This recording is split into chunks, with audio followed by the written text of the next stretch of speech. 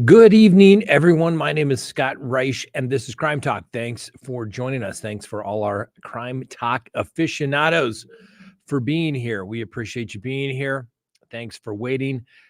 Literally could not get off the phone, so that's why we're running a little late here this evening. Sometimes things come up in the practice of law that you can't, you just can't say, hey, I got to get off to go to do my YouTube show. What can you do? Anyway, major trial prep, trying to get a lot of stuff done to begin a 3-week trial. Still trying to figure out exactly how I'm going to make this work. Do I go live at lunch breaks? Do I come back to the office every night and go live? I don't know. Do I put in a guest host while I'm at trial? I don't know. Do I go live from my house every night when I get home? I don't know. We'll have to figure it out. The show must go on. The show must go on. So anyway, it is our Tuesday Night Live program. We do this every Tuesday night.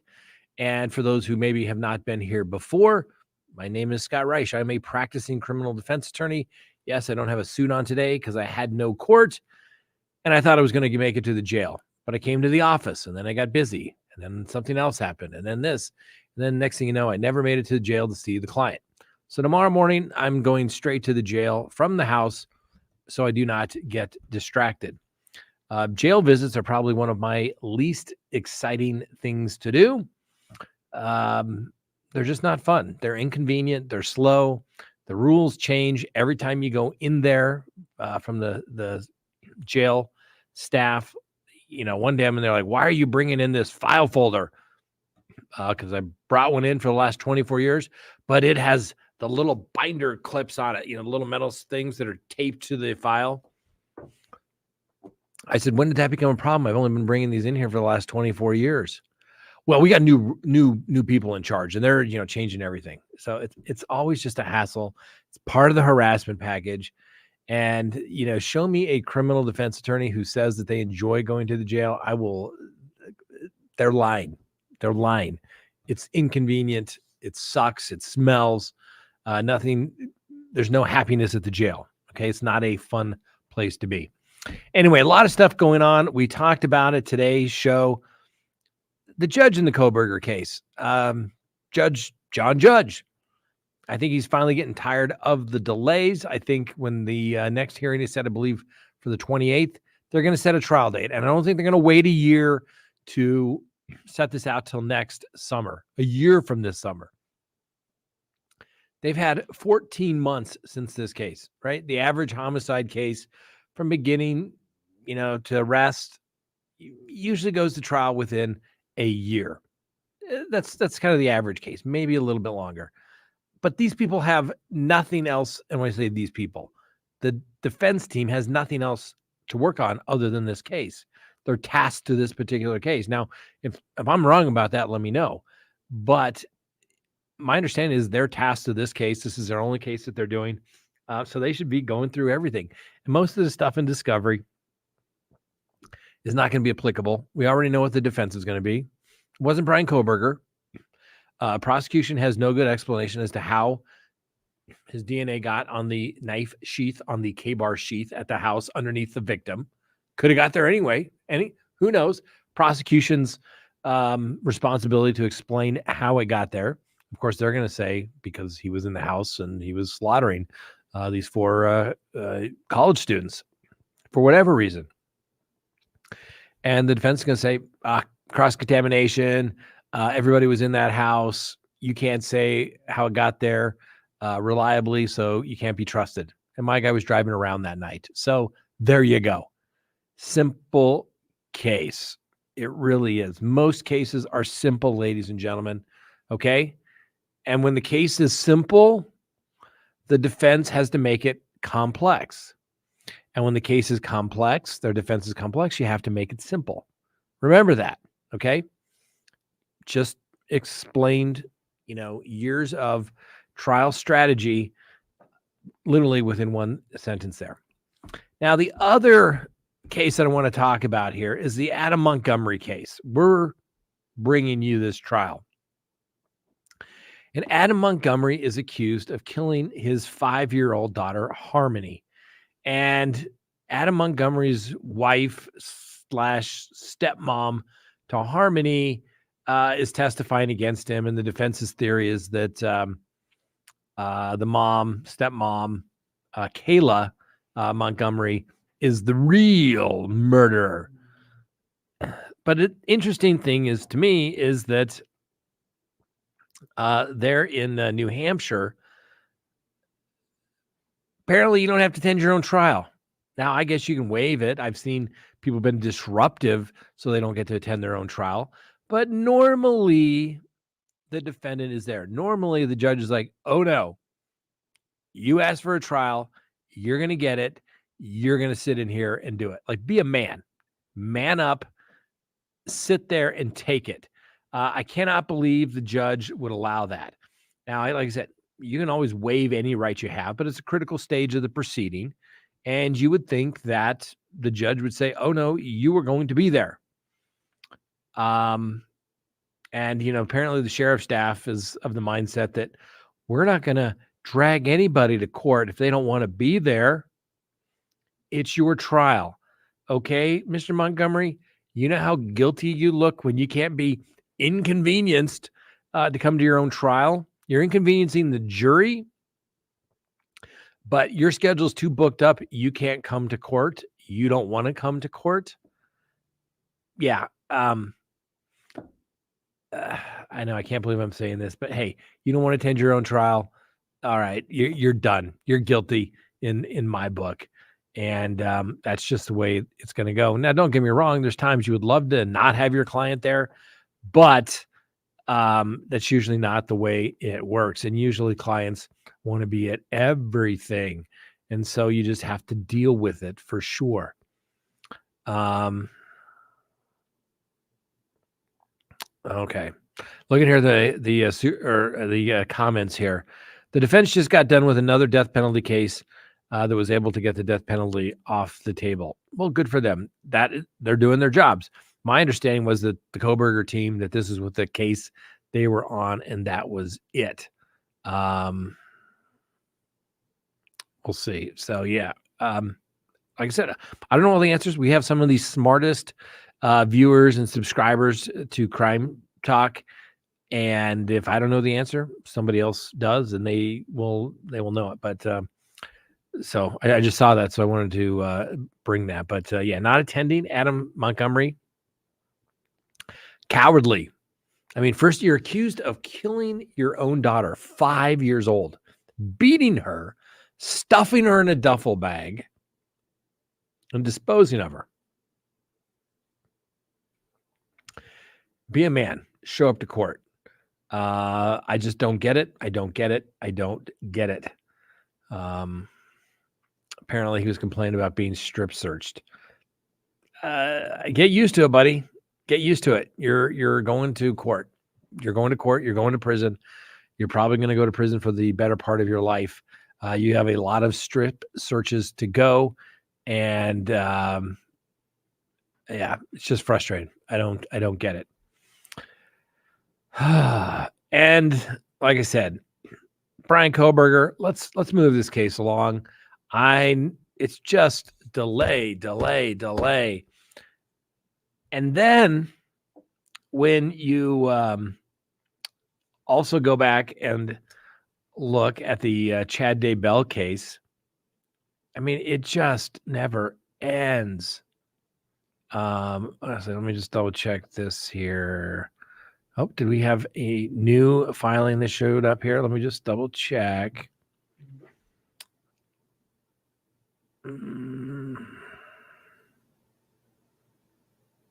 Yeah, there's a hearing set for February 28th at 1 p.m. It's going to be a scheduling hearing to schedule scheduling.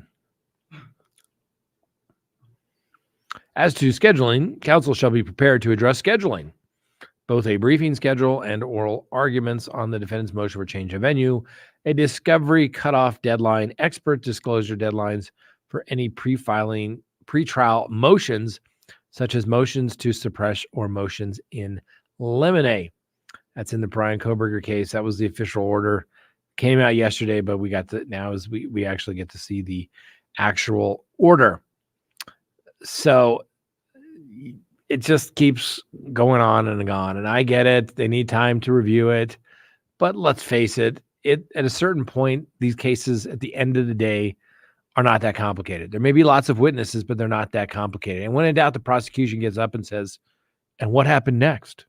And what happened next? So, and then, gosh, can you believe it was already last week? Everybody was all fired up with me. It's only been a week. We were discussing the Ethan Crumbley case, the mom, Jennifer Crumbley, who was convicted and will probably spend the better time of her life in prison, unless that is reversed by some higher appellate court, which you never know what the heck they're going to do. James Crumbley will have a trial coming up here in the next couple of weeks. So yeah, we'll see where we can go from there on that case. I can't believe last week we were all fired up. Everybody was hating me. Jennifer Crumbley case, not everybody, but a lot of people were like, oh, Scott, they knew. Okay, fine. Everybody knows something. Charge them all, I say. At what point does this get to the point where you didn't know something? I think the school was in a position. I get it. People don't like guns. I get it. It's a tragedy. I get it. Young people died. I get it. It's just bad public policy. When you start prosecuting parents for what the kids do, there you go. I just don't. It's a slippery slope. Be careful what you wish for. Because I've had lots and lots of people come and retain me over the years that were shocked and flabbergasted that they would have to hire an attorney for something like this because, I'm a good person and my kid's a good person. And now the kid's being charged. It can happen to anybody. It can happen to anybody. People don't believe that, but it can. I represent people from all walks of life who never thought they were going to get in trouble. I mean, we're talking people worth hundreds of millions, if not billionaires, to executives. We had a case where the guy, was accused of doing something inappropriate on an airplane. Executive. Did he ever think he was going to get in trouble? No. I mean, you just never know. So never say never. It'll never happen to me. It'll never happen to I remember there was somebody who wrote in, well, if these parents need to be charged because they're not good kids and it's all because of bad parenting. Whoa, really? You think it's because of bad parenting? I mean, it could be, but would you want to be held responsible for your kids' actions? Maybe stuff you didn't know. When does it stop? Does it stop when they go to college? Maybe. Does it continue through college if you're still supporting them? Maybe the standard is if the student does something stupid in college, but you're still taking them as a dependent for your taxes, maybe you are responsible for everything that they do at college. Where does it end? I mean, we give healthcare to kids up to their 26 these days. Increase the liability for the parents too. I don't know. I think I get it. And I try to tell, I tell you the truth, at least the way I read the law and based upon my experience. And sometimes people don't like the truth, so they don't like the person that's delivering the truth. But that's just the way it is. And then, like we also talked about today, the Chad Daybell case. The prosecution is up to their 18th supplemental discovery disclosure. And of course, they don't include what it is. They just say, see attached addendum A11. Trial is in April. I believe it's April 4th. And they're still producing discovery. And what does that mean? Well, that also means that the defendant in the case through John Pryor, who's not getting paid, who doesn't have any ability to pay for experts, is my understanding. He files a motion. It says, the court has set a deadline for the disclosure of expert opinions for January 31st, 2024. Obviously, that date is come and gone. This is filed a week ago, 2 weeks ago. That the defense has provided our team of experts the discovery provided by the state in preparation for the upcoming trial and motions tomorrow's deadline. At approximately 11:40 a.m. on January 30th, 2024, the state provided notice to the defense that it is supplementing their discovery response with additional evidence. This, in and of itself, is not the concern, as the state has obligation to timely continue supplementing their discovery response, right? They have a duty of ongoing, continuing discovery. However, this evidence at the time of this pleading has not even been provided to the defense. That the state provided a listing on the addendum of the evidence and advised that the evidence would be overnighted to counsel by tomorrow. The defense has not yet viewed the evidence and in all likelihood would not be able to view the evidence in time to comply with the court's order of tomorrow on submission of experts and their respective reports. The evidence, at least in part, is scientific in nature and in other instances seem to be reports from June of last year. This disclosure of evidence a day before the expert deadline is the very least questionable as to timing. The fact that the disclosure, at least in part, notes that it is scientific in nature concerns the defense that the state's disclosure creates a situation in which the defense experts have created their opinions and have not been afforded the access to all the evidence in the possession of the state. The defense requests the court to set an expedited hearing to address this motion to extend the time. In addition, the defense may ask the court to either exclude evidence or again seek another continuance of the trial to afford their experts to have the opportunity to a fair opportunity to review this evidence in the state's possession. See, and I get it. The government always has an ongoing duty to disclose. I get it. I do. They're supposed to do that. But a judge can also put into place limitations. In a civil case, the discovery date starts. You can conduct discovery. After a certain date, the discovery stops. That's it.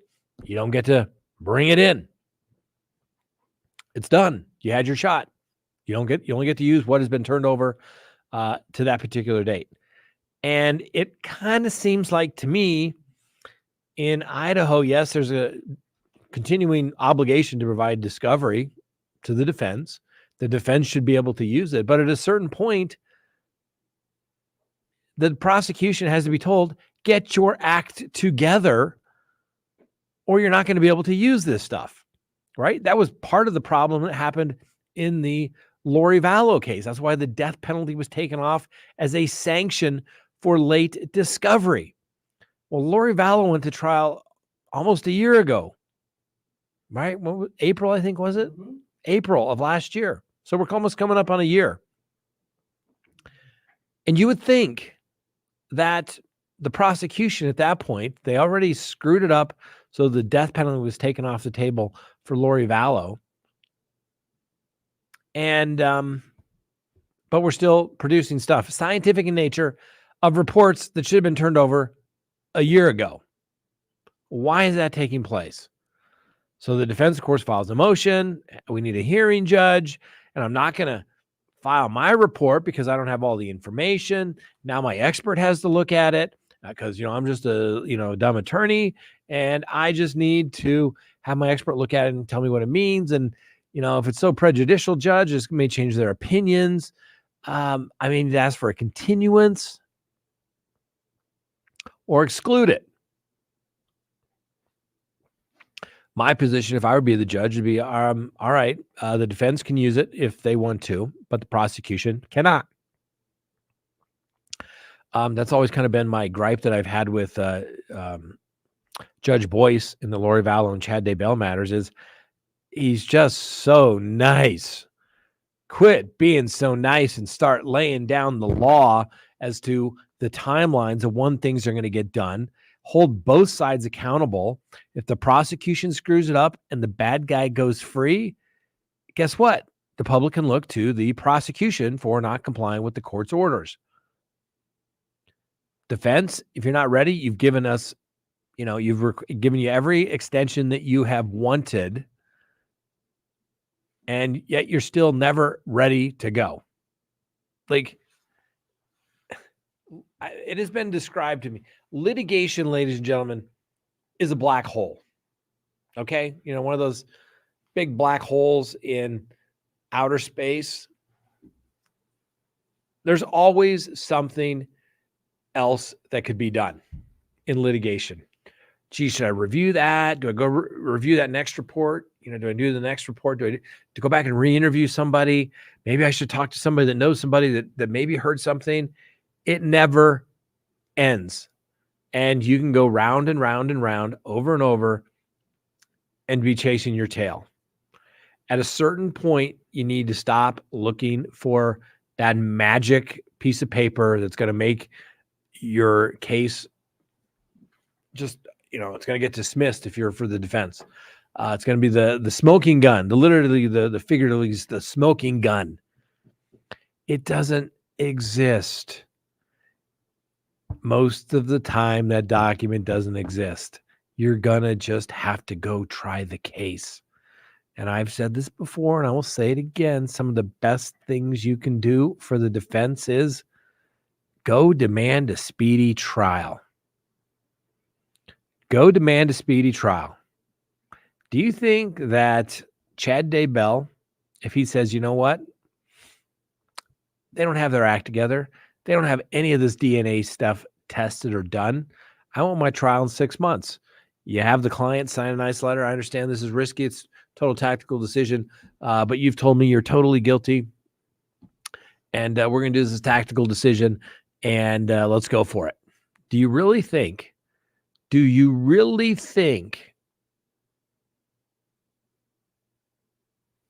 prosecution would have been ready? Hell, they were barely ready on the Lori Vallow case and went to trial, 2.5 years after the kids passed away? No, they weren't ready. They were barely ready when they went to trial. Hell, they've had a dry run. I guess they've had when I say a dry run, they've already had one practice round at it. And yet they're still coming up with stuff in Chad Daybell's case, and they can't get it right. I mean, basically, the defense is going to say, we're going to be asking for sanctions because, they just keep producing more and more of this stuff. I mean, it is it's unbelievable. Let's see. Let's go back here and look. The case was originally filed in Chad Daybell, May of 2021. So by the time April comes around, it'll be 3 years and a month. Is that what I said? March, right? May. It'll literally be almost 4 years. 4 years. We've been following this case. Can you believe that, Frank? My goodness. When this case first broke, we were following it. 4 years we've been following this case. And we're almost to trial on Chad Daybell. Lori Vallow's obviously been convicted. Yeah. I don't know. I get it. It's the employment plan for the attorneys, but when we get Mark Pryor in there stating, or John Pryor stating that after 4 years he still hasn't reviewed all the discovery.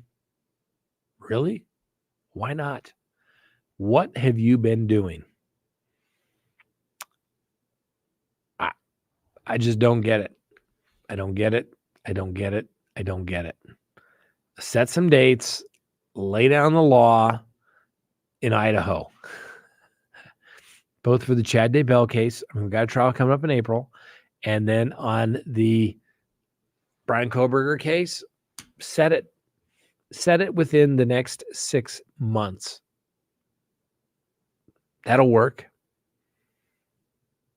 I look at this, Annabelle. Chad's got nothing on Chris Watts. To Chris Watts' credit, at least he pled guilty. Didn't drag this on forever. And, he's getting all that credit for his life sentences that he's going to do, right? LA, I had less wrinkles than 4 years ago. Or is that law? I think it's LA. So did I. Probably was 30 pounds lighter too. I gotta work on that. Jeez. But the reality of it is that, 4 years, this case has been going on. Chad Daybell. The indictment came down May of 2021. And obviously the kids disappeared earlier than that. They were January of 2020. So I guess we are technically from the time October 26th of 2018, continuing to January of 2020. It's when it all, the date range, October of 18 through June of 2020.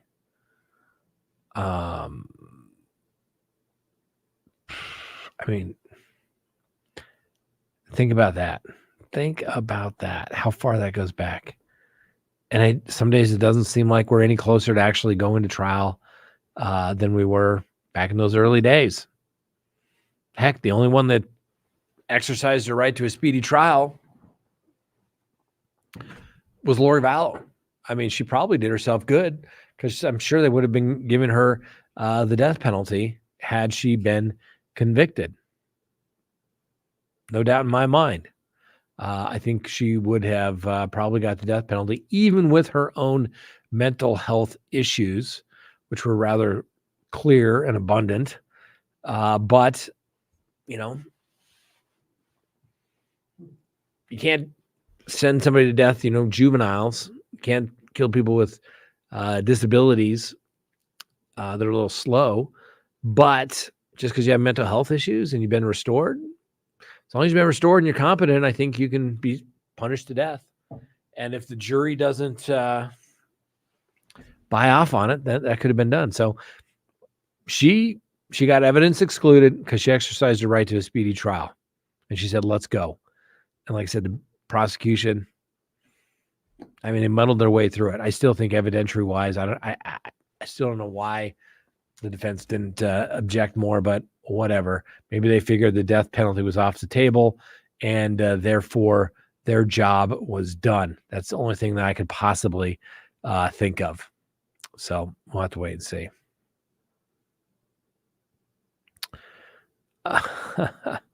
Let's see here. Peace out, Lisa. I too had less wrinkles 4 years ago. I did too. Done some of these cases, you read them or you hear them and you're just like, what? And you're just like, oh my gosh, my little crow's feet over here on the side of my forehead. Because clients just, the defendants, they do stuff and it's just so ridiculous and crazy. And you just like, you try to struggle as to why they do what they do. But you never know. You never know. What can you do? So I appreciate it. All right. What questions do you all have tonight about any case that we've been covering here? Donna Adelson, no deals for her. That's what's coming up on, kill your son-in-law, allegedly, mastermind it, try to escape the country. Yeah, there'll be no deals for the 74-year-old woman. We talked a little bit about that today.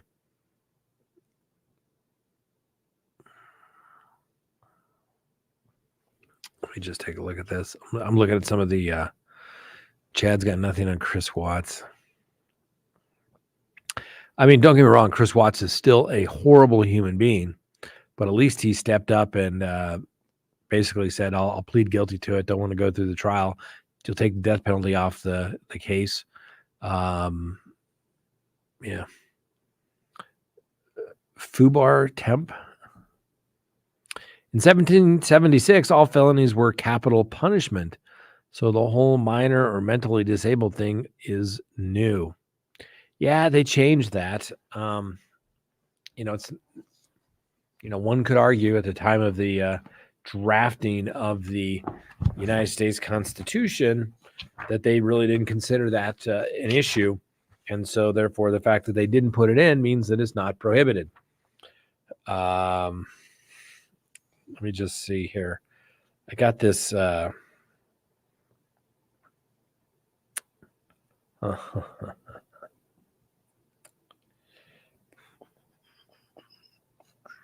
me take a look at this. 363. I got this great book.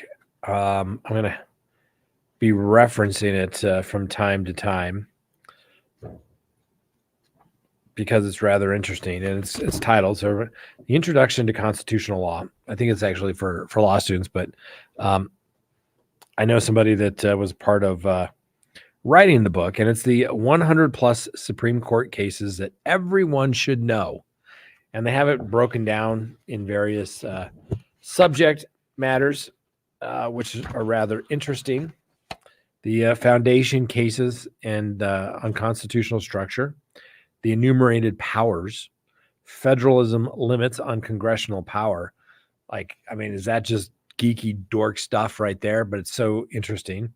The executive power, the separation of power, slavery and the Reconstruction Amendments, expanding the scope of the Due Process Clause, equal protection under the law, discrimination based upon race and based upon sexual discrimination, modern substantive due process, freedom of speech, the free exercise of religion, no law respecting an establishment of religion, the right to keep and bear arms, taking private property for public use, the takings clause under the Fifth Amendment, the rights of the accused, and voting rights. So, people talk about constitutional law. It affects so much stuff. And that's just a little snippet. We're not even talking about the, I have another book over here. Let me see if I have it handy. It's called,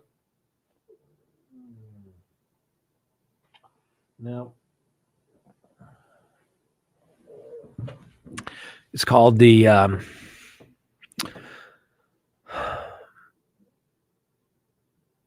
it's basically about the various clauses in the United States Constitution that rarely get mentioned, but are in fact quite important. So, yeah, it's, constitutional law. And I know people like, oh, don't talk to me about constitutional law. I'm a true crime representative. And I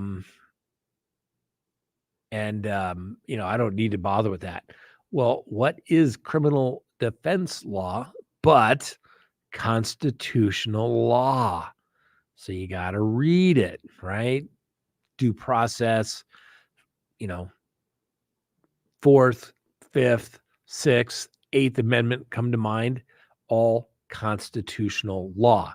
So that's why it's so important. That's why we always seem to talk about it, is because when stuff comes up in criminal law, it's based upon the Constitution.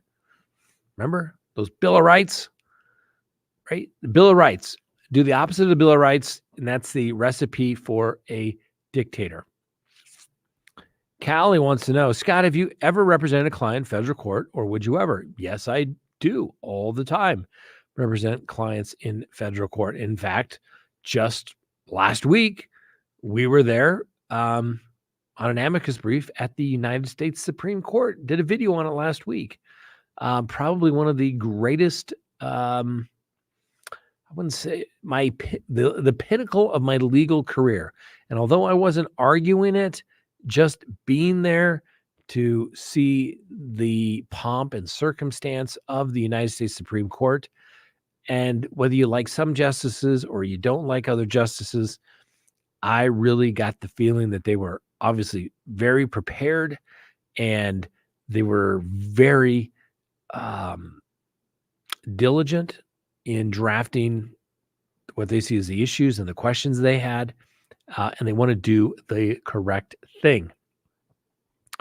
I really do believe that. And at the end of the day, it all comes down to constitutional law. Okay.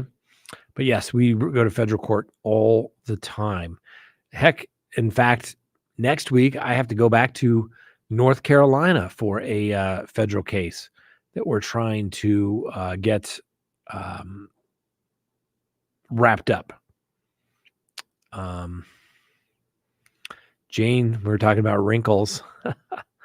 Wrinkles only go where the smiles have been. Well, there you go.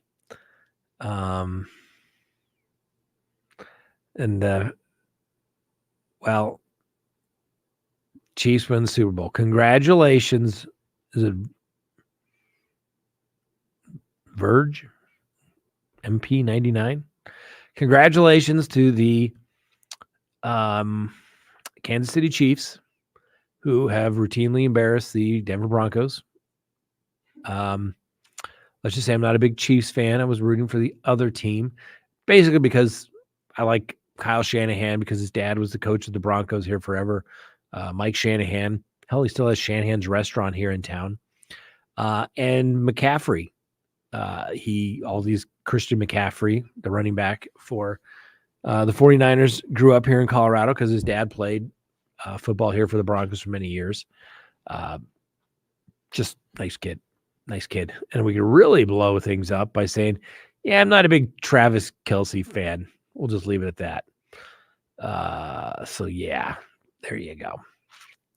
Let's see here. See if we got any more questions. Mama Pink, we are entitled to the rights under the Constitution. Learn them. I totally agree. I totally agree. Peace out, Lisa. I listened to it on C-SPAN. Well, yeah, and I'm telling you, they have arguments. You can go to the Supreme Court website. And this is my first time I've ever been there. And because we submitted an amicus brief, I was able to get admitted to the Supreme Court bar, which is very few people. And there were seating for some 70 attorneys. We got there like 5 a.m. that morning, and we were probably 24, 25 into the room. Literally front row seat. And when I mean front row seat. To probably one of the biggest cases that'll take place in our lifetime as it relates to constitutional interpretation. And there's going to be more coming.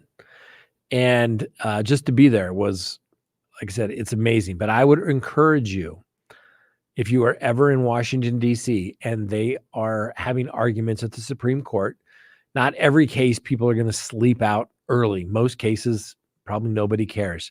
You get out there at a reasonable hour, you can probably get in to observe the arguments in the Supreme Court in the public section. Do it. Just do it. I'm telling you, it'll kind of restore your faith in the legal process. Because I really thought, everyone knows the judges are, conservative or they're liberal, and that's the way they're stamped. But when you look at a lot of the cases come out of there. They come out, a lot of times 9-0. I mean, on the big issues, they try to. Most of the cases is pretty straightforward. There's one or two dissenting. So if a bunch of them are getting it right, or a particular way, you would like to think that they got it right. They're smart people. None of those people on the Supreme Court are dumb in any way. So anyway, if you ever get a chance to go to DC and the Supreme Court's in session, try to get in. I'm serious. It was great. Mardi Gras starting in Louisiana, right? I think so. Yep.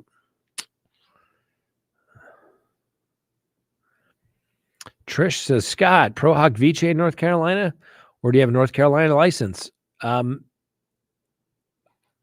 it's federal court. So I guess I take that back. Each state is different, but I'm practicing in federal court in this particular case. We have local counsel, and we had to be admitted Pro Hoc Vice, which just, means other attorneys vouch for you and say you're in good standing character. You send in all the requirements showing that you have, never been in trouble, your license is in good standing, etc. But here, if you're an attorney in good standing anywhere, like in Colorado, you pay your $50, whatever it is. I think it's $250 now. It used to be $50 forever. You don't need local counsel. You can just do it. Every other state I've ever been to in federal court, you have to have local counsel. I take that back. I did a case in Oklahoma, in Tulsa. I was asked by the court to take a case when they had the case that came down, and the name escapes me, but it was basically that if anyone that is of Native American descent and a crime occurred on Indian land, and that's not offensive, that's in the statute, they refer to it as Indian land, then they had a right to have a trial in federal court. Well, they were completely overrun. And so they were asking people within the 10th Circuit, would you take a case in Oklahoma? And I'm like, sure, let's go. And it worked out great because I got to fly, got to spend a little time in Tulsa, not a lot. It was kind of fly in, fly out. But it was a very good experience. I mean, I've done federal cases, done them in South Carolina, now North Carolina,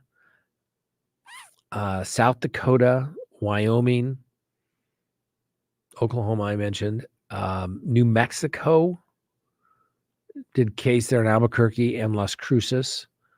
I thought there was another one, but, have case, will travel, and if you say the magic words, I don't care what it costs, I'm telling you, you can get the best legal representation you can afford.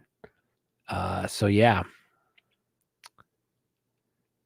Sarah Boone, she's the suitcase lady, right? I think so. Where she's like attorney number 7 or something. I'd say no. You can't get along with anybody. You're going to go on your own. Yeah.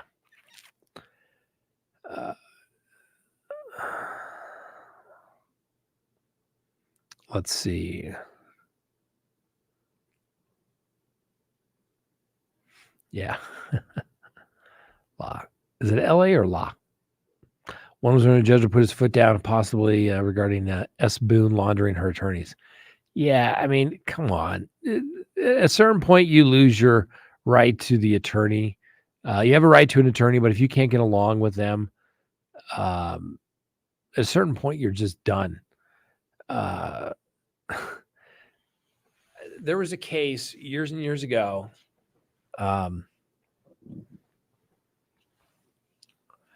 Typical attorney delay tactic. Attorneys will get hired. Client doesn't want to go to trial. Classic case of, well, I want my day in court, but I don't want my day in court. And so this guy would have an attorney, fire them a day or two before trial, hire a new attorney. The attorney would come and judge, I can't do it. I'm not prepared. I need time. I'll be ineffective.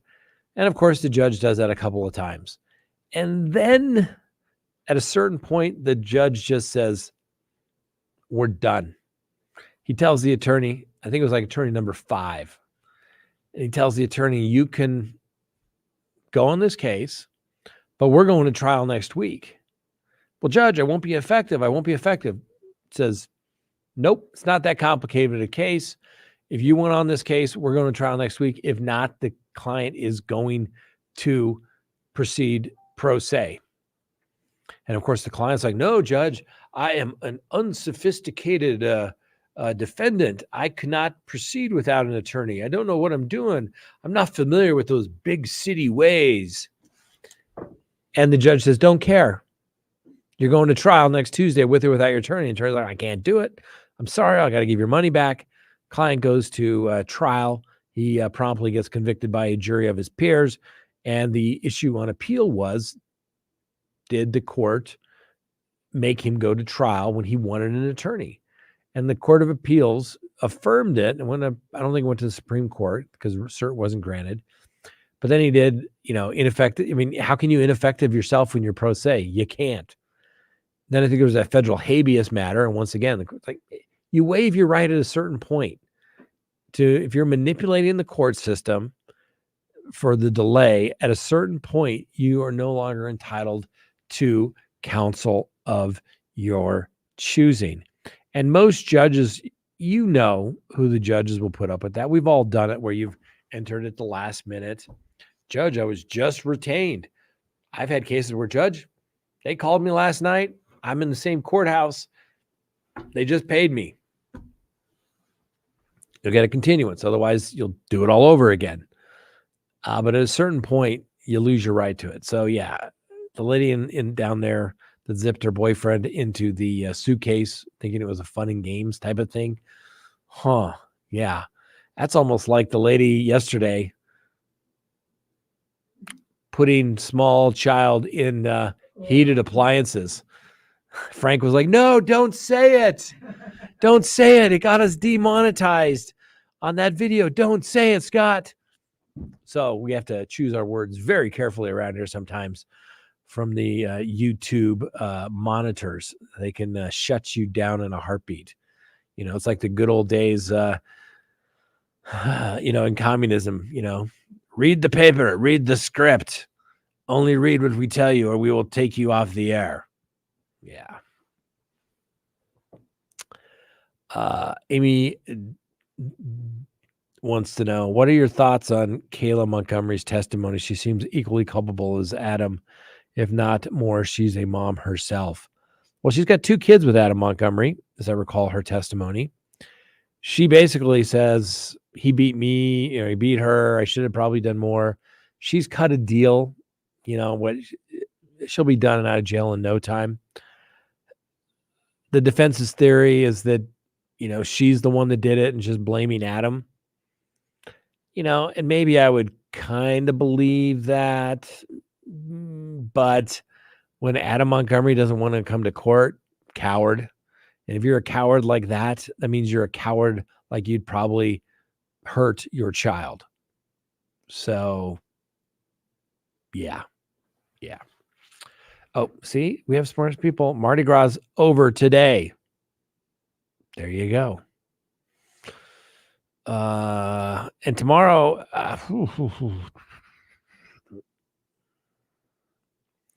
Mars. Did I get that correctly? I work for a criminal defense lawyer as a paralegal and working towards becoming a lawyer as well. And I love it. You inspire me as well. Well, great, Mars. Go do it. I have a paralegal here in the office. We are doing everything we can to get her into law school. I have an associate attorney here, very smart guy, did very well on his LSATs, and he has been instructed that he will take a couple hours a week to help our paralegal get ready for the LSAT test so that she can ace it. She's a great paralegal. She's been with me, 12, 14 years, something along those lines. And she knows more about law than most attorneys. She can draft motions better than most attorneys. And so she'd make a great attorney. So Mars, I'm sure you would make a great attorney as well. And you also have the advantage of knowing what you're getting yourself into. Although I would be curious, Mars, to know, those difficult clients. 10% rule. Spend 90% of your time on 10% of the clients. You got the other people, the other 90% that just let you do your job. Like, let me know when I need to know something. And then the other people that call every day and question it, or the family wants to question it. Yeah. Jody wants to know, federal case, wire fraud. That's the case in North Carolina. But remember, just about everything is wire fraud these days. And what's the word? You do anything with some sort of fraud with the intent to deceive, anything along those lines, and it goes over a phone line, a computer line, it's wire fraud.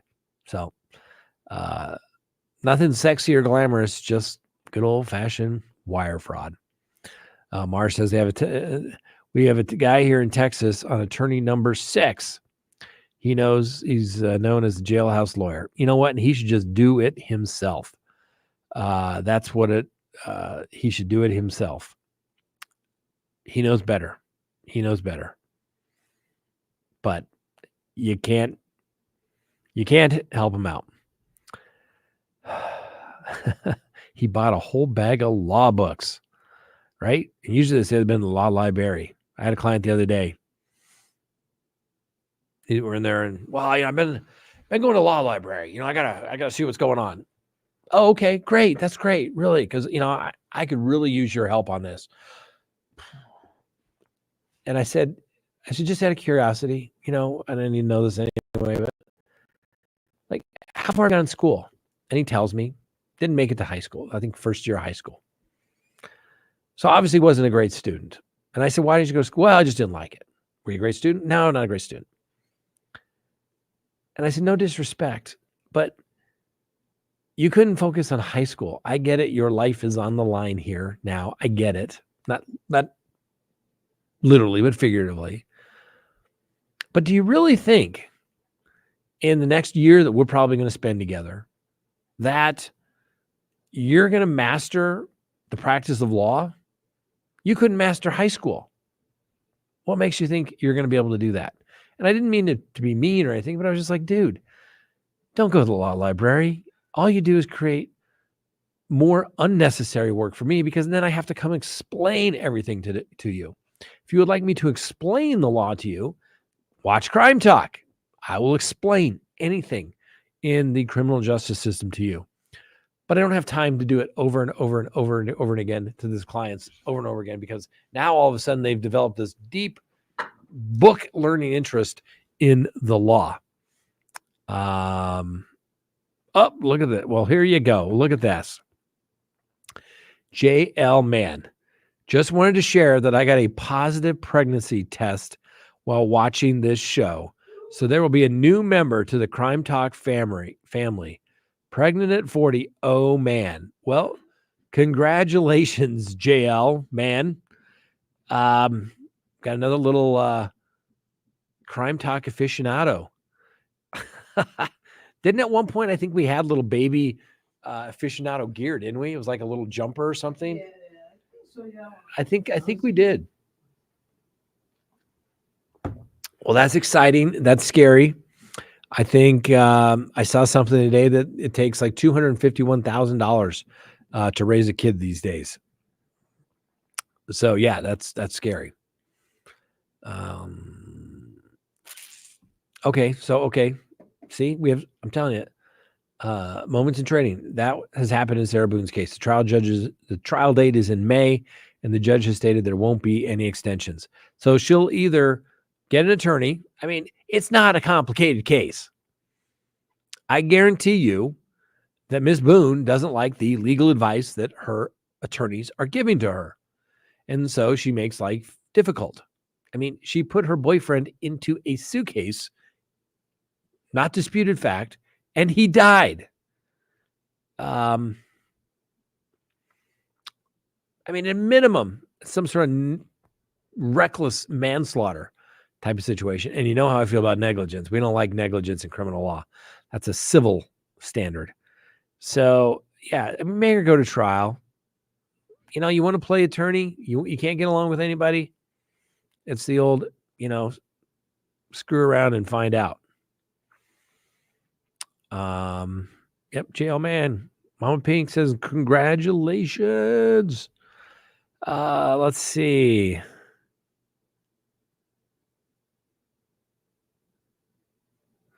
Okay, here's a qualification. He's not qualified. He knows that from day one because of the death penalty. I'm assuming that's talking about prior in the Chad Daybell case. Yeah. Will Adam Montgomery have to show up once the verdict is rendered? I think it's crazy that the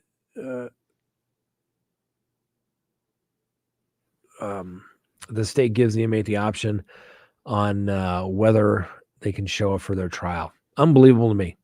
Unbelievable. I have a client in one jurisdiction. He has another attorney in another jurisdiction. And he or she maybe hasn't shown up to the other jurisdictions on the writs that they issue. The judges issued a drag order on a very routine court appearance. But the judge is like, oh, we're getting this done. I just couldn't imagine attorneys or clients not showing up at a critical stage of the proceedings. But what can you do? What can you do? Uh-oh. Now JL's got to go tell the hubby. He's going to be happy. He's going to be excited. I mean, what can you do? It's not like you can send it back, right? It's game on. Like, let's do that.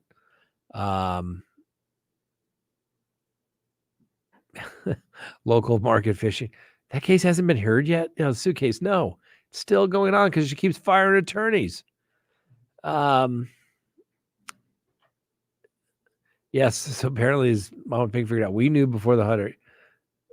We knew. So she JL announced it to the world on CrimeTalk this evening. Congratulations. She's pregnant. Now she's going to go tell her husband. My youngest is almost 15. Congratulations. I mean, seriously, that is, I mean, like you said, it's here now. Now what are you going to do? Can't send it back.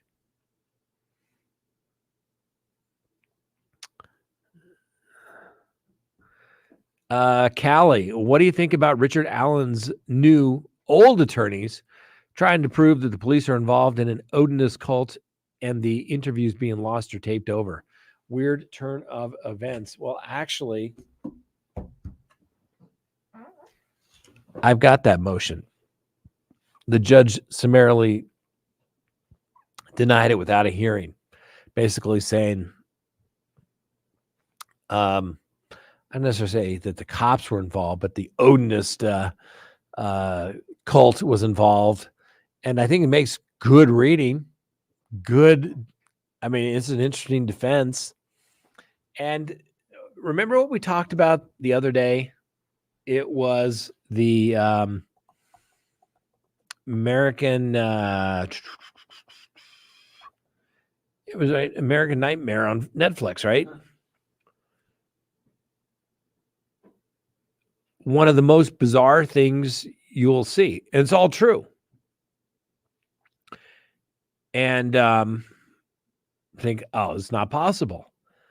But if you really want some good reading, Callie, go get the motion that was filed by the defense that lays out, basically they're asking for a James proffer, saying that omissions were left out of important items in the affidavit for the arrest warrant, and therefore the case should be thrown out. The judge denied it, poo-pooed it, thinks it's all ridiculous. I get it. Who knows?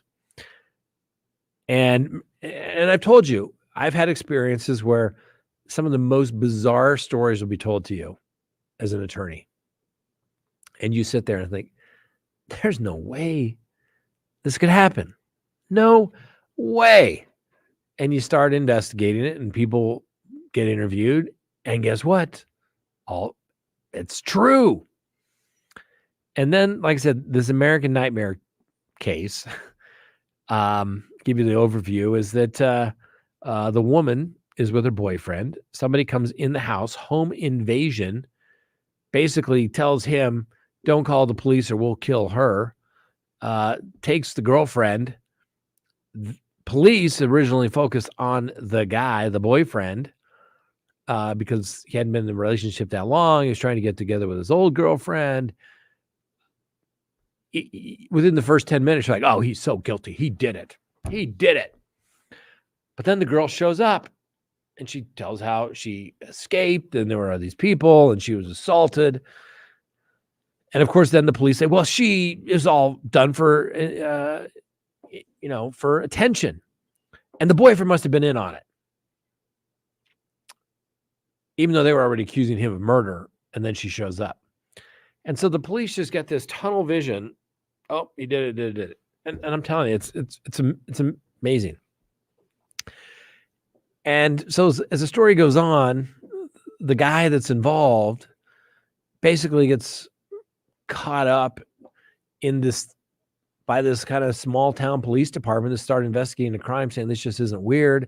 They start looking into some stuff. There's a couple counties over where they got this incident where, these home invasions, and it was just weird and what have you. And they look at the kind of the way that things happened. And it turns out that the boyfriend had nothing to do with it. The girl was in fact kidnapped. She was in fact assaulted. And it was some dude, real smart dude. He went to law school, I think in Harvard, for goodness sakes.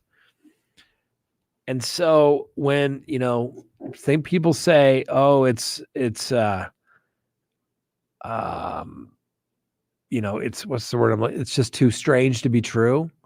Now, do I think, or I know that there are Odinist cults out there for the Delphi murders? No, I don't. But it read pretty darn interestingly in their motion that there's no possible way that, all of a sudden, there's no way that he could have done it himself. By Richard Allen, there's no way in events that he could have done it himself. So I don't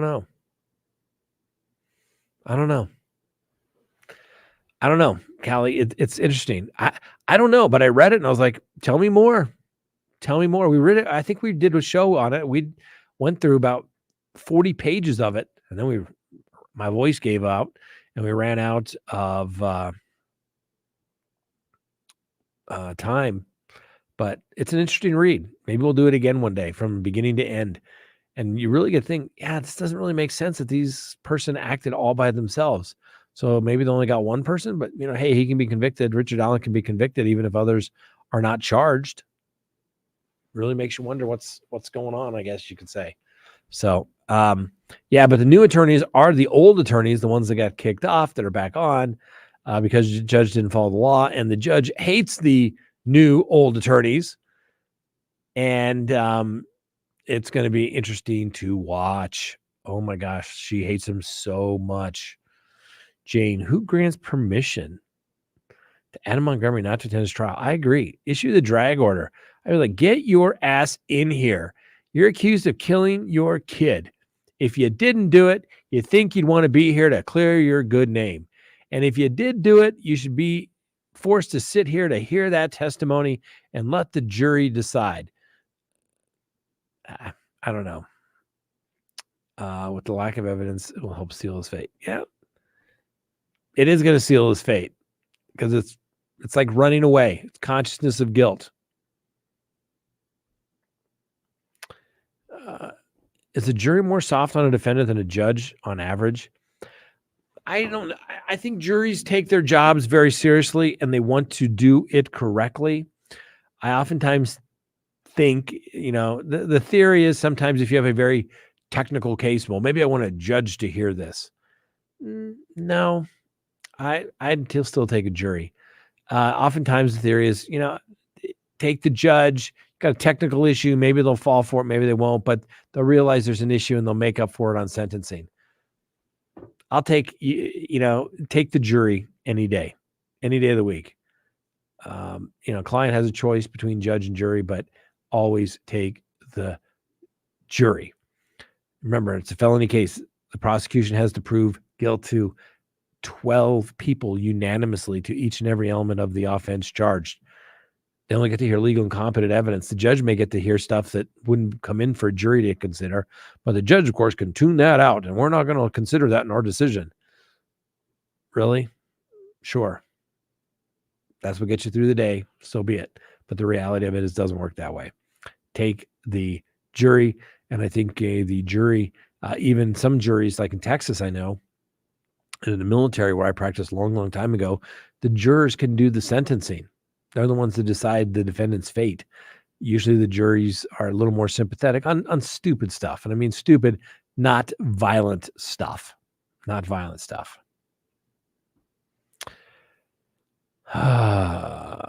Let's see here. Okay, sorry, that one again. Let's. I keep hitting it and it's delaying. There we go. Let's see.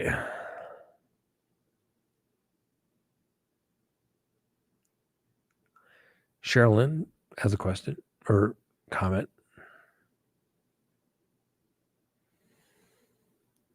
I got a sticky button here. Don't believe every word that comes from Kayla's mouth. I can't disagree with that. She got herself a really good deal. But I believe that Adam killed Harmony. His history of violence with the child speaks for itself. There you go.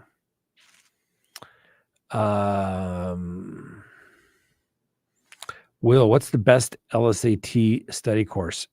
I don't know that for sure. It's been so long. I would have to ask my paralegal.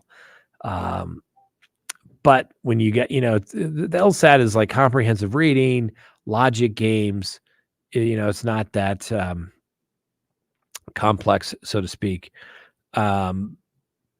But if you're not used to them, it can be a struggle. So like I said, we have an associate here, smart attorney, did really well on his LSAT scores. So he has been tasked with helping our paralegal do a great job on the bar exam, or I'm sorry, in the LSAT exam. And if she fails, I'm going to hold him personally responsible for it. Just kidding. But hey, welcome to reality in life, right? I expect him to do, you better do it.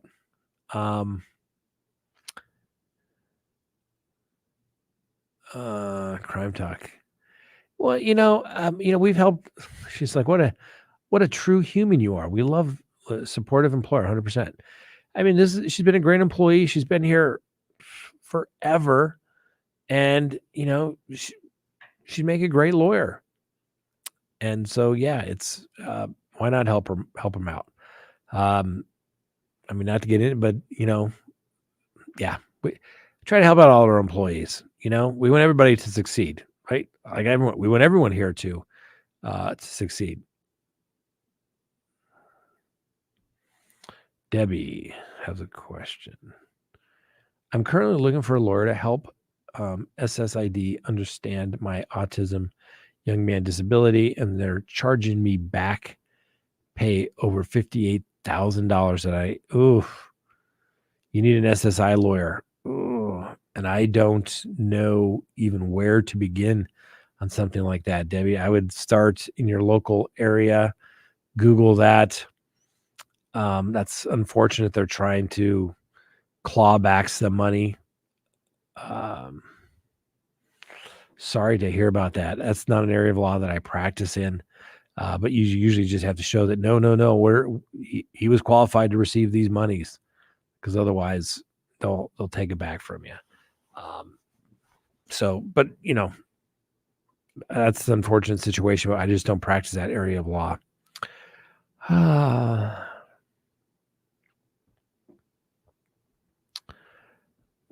Here we go. Jeff has a question. I want to pop up here. Jeff, when Ann Taylor says the knife sheath was placed next to the victim, what is she trying to imply? I don't know. My understanding, the knife sheath was under one of the victims. I haven't heard it referred to as that it was placed next to the victim. I don't know if she's trying to imply that, some sort of like a signature or something along those lines of the killer. But yeah, not sure, but placed next to the victim. My understanding, it was found under one of the victims. So we'll have to wait and see.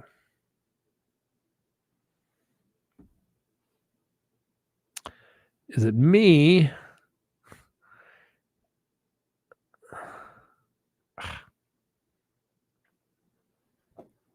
Is it me or do most judges seem? Is it me or most judges seem partial? I don't know why that's bouncing around like that. Having the worst time with my little screen here, Frank. Is it me or just most judges seem partial to the DA by default? Yes. Yes. Most judges were prosecutors. That's the side they fall upon. If the judges don't have experience as a prosecutor, they usually defer to the prosecution because they're assuming that they would be, trying to protect the record and do the right thing. And who wants to, be appearing soft on crime? No judge does. So, yeah, I think you're definitely right there. Was there a super chat up here I didn't see, Frank? Let's see here. Scott Reich for president. Love your show. Angel Baby, $4.99 super chat. Thank you. We appreciate that. We don't ask or beg for super chats, but appreciate that. Scott Reich for president. That's very flattering, but I don't see that happening. Because every 4 years when the presidential elections take place, you think we have 350 million people in the United States. And those two candidates are the best that we can come up with. I don't want somebody saying that about me. 300 million people, and this is the best we could come up with is this guy. Although I think I'd be decisive. We'd have our Tuesday night fireside chat, our CrimeTalk chat. We'd answer your questions. That's for sure. Maybe that's a good topic we could talk about sometime. Is what are the requirements? We can maybe do this really quick. Maybe we'll do it on our Patreon show so we don't offend as many people. The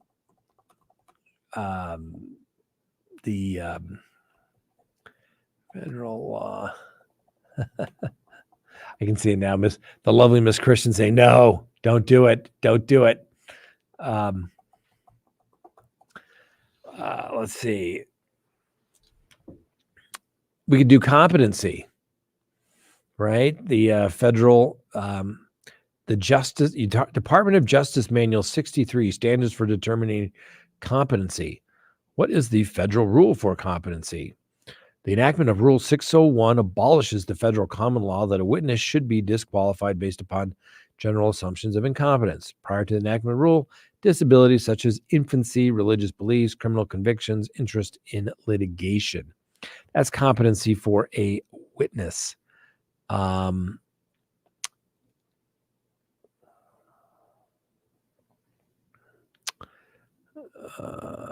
a case going back to 1960, Supreme Court case law regarding you have to have a competence evaluation before proceeding to trial.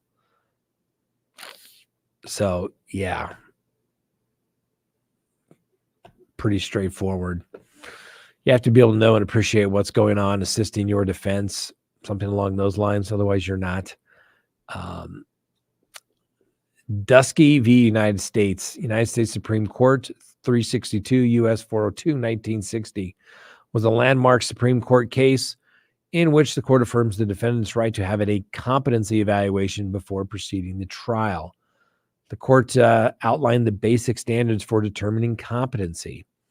There, Mr. Milton Dusky, a 33-year-old man, was charged with assisting in the kidnapping and rape of an underage female. He clearly had schizophrenia, but was found competent to stand trial and received a sentence of 45 years. On petition for a writ of certiorari to the Supreme Court, the petitioner requested for his conviction to be reversed on the grounds that he was not competent to stand trial at the time of the proceedings. Upon reviewing the evidence, the court decided to grant writ of certiorari. The court ruled that to be competent to stand trial, the defendants must have a sufficient present ability to consult with his lawyers with a reasonable degree of rational understanding and a rationale as well as factual understanding of the proceedings against him. The court made clear that a brief mental status exam was insufficient. His case was remanded for retrial, at which time he was resentenced, and it was reduced to 20 years. But that's why when people say, well, if somebody wouldn't be competent to stand trial, because you have to be able to consult with your lawyers about the facts of the events, and you have to have a reasonable degree of rational understanding as well as a rational and factual understanding of the proceedings. What's taking place? What are the consequences? What are the charges? What are the roles of the people in the courtroom? Can I assist my attorneys in the defense? Who was the attorney that stole all the money in California and he was determined not to be competent? His wife was on the, geez, I'm losing my mind. I saw him speak, and then when I saw he had all his issues, I was like, oh, it's so disappointing. He was such a good attorney, but he was, robbing Peter to pay Paul, to Girardi. I can't think of his last, Girardi, but he was ultimately found not to be competent. He was basically getting dementia when the charges were filed, and it put a stay on everything. Girardi was his name. Girardi. Anyway.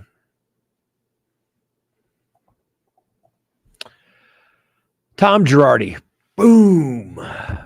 All right. Well, I guess that means it's time. Kat says, hey, not showing up makes you look guilty. I totally agree. Scott, can a judge force a defendant to defend themselves at the point Sarah Boone's might as well? Yes, they can. You waive your right to do that. So there you go. All right, ladies and gentlemen, looks like we've gone over an hour already. Jeez, goes by so fast. If you would like to be a Patreon member and you haven't done so, now's the time to join. We'll be going live on our Patreon show here in about 5 to 7 minutes. Thanks for watching. We appreciate you all being here. You know, there's lots of things you could be doing, and the fact that you've joined us and spent your time with us, we appreciate you. Have a wonderful night, and we'll see you next time on Crime Talk.